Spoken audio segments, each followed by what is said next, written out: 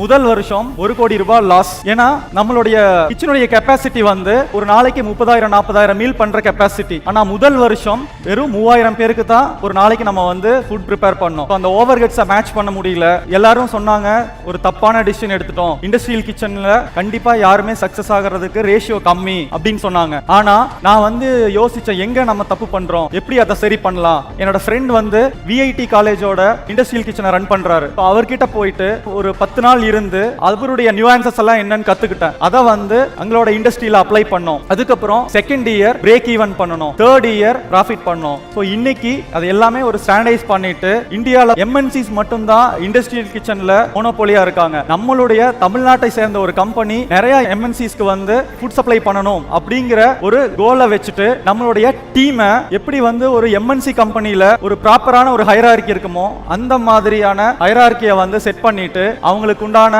Training session எல்லாத்தையும் வச்சு இன்னைக்கு வந்து சக்சஸ்ஃபுல்லா நம்ம 9 வருஷம் கம்ப்ளீட் பண்ணியிருக்கோம்.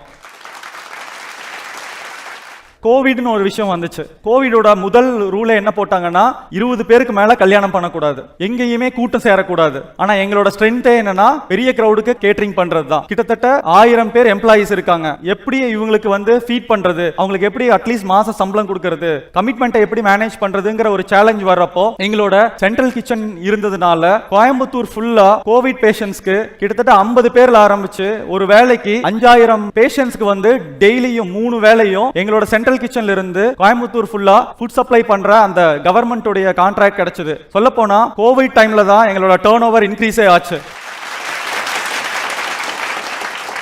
எப்போ நம்மளுக்கு எந்த வாய்ப்பு வரும்னு தெரியாது. வர்ற வாய்ப்பை ப்ராப்பரா யூஸ் பண்ணிக்கிறதுக்கு நம்ம வந்து தயாரா இருக்கணும். எனக்கு வந்து ஒரே ஒரு ஆசை, எங்க அப்பா கிட்ட சூப்பரான ரெசிபிஸ் இருக்கு, சூப்பரா சமைப்பாரு. அந்த ரெசிபிய உலகம் ஃபுல்லா எல்லா மக்களும் டேஸ்ட் பண்றதுக்கு ஒரு வாய்ப்பை ஏற்படுத்தி கொடுக்கணும் அப்படின்னு ஆசைப்பட்டேன். லாஸ்ட் ஏப்ரல்ல கலிபோர்னியால பே ஏரியால கோவை கஃபே அப்படிங்கிற ஒரு வெஜிடேரியன் ரெஸ்டாரண்ட் ஆரம்பிச்சிருக்கோம். ரொம்ப சக்சஸ்ஃபுல்லா போயிட்டு இருக்கு. இப்போ வந்து நம்ம சிஎம் வந்து யுஎஸ் போயிருக்காங்க. அந்த டைம்ல நம்ம ரெஸ்டாரண்ட்ல போய் நம்மளோட தமிழ்நாட்டு சவுத் இந்தியன் ஃபுட் என்ஜாய் பண்ணி அங்க சாப்பிட்டிருக்காங்க. வர டிசம்பர்ல கொங்குநாடு பை மாதம்பட்டின்னு நான்வெஜ் ரெஸ்டாரண்ட் ஆரம்பிக்க போறோம். கிட்டத்தட்ட 100 சீட் ரெஸ்டாரண்ட் இந்த டிசம்பர்ல ஆரம்பிக்கிறோம். எனக்கு உலகம் ஃபுல்லா எல்லாரும் எங்களோட அப்பாவோட ரெசிபியை டேஸ்ட் பண்றதுக்கு உண்டான என்விரான்மெண்ட்டை கிரியேட் பண்ணணும் அப்படிங்கறதா என்னோட ஆசை. முதல் வருஷம் 1 கோடி ரூபாய் லாஸ். ஏன்னா நம்மளுடைய கிச்சனுடைய கெப்பாசிட்டி வந்து ஒரு நாளைக்கு 30,000-40,000 மீல் பண்ற கெப்பாசிட்டி. ஆனா முதல் வருஷம் வெறும் 3000 பேருக்கு தான் ஒரு நாளைக்கு நம்ம வந்து ஃபுட் ப்ரிப்பேர் பண்ணோம். அந்த ஓவர் ஹெட்ஸை மேட்ச் பண்ண முடியல.